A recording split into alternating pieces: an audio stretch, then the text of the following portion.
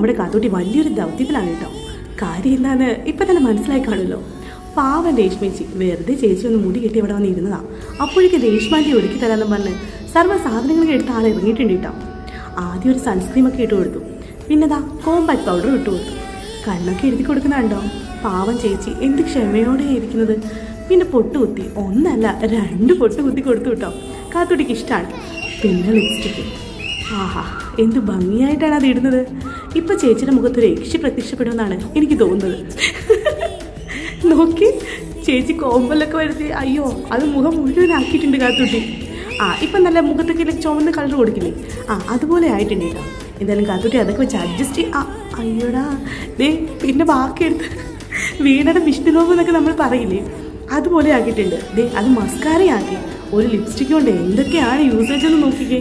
Final look എങ്ങനെയുണ്ട് guys? Super അല്ലേ?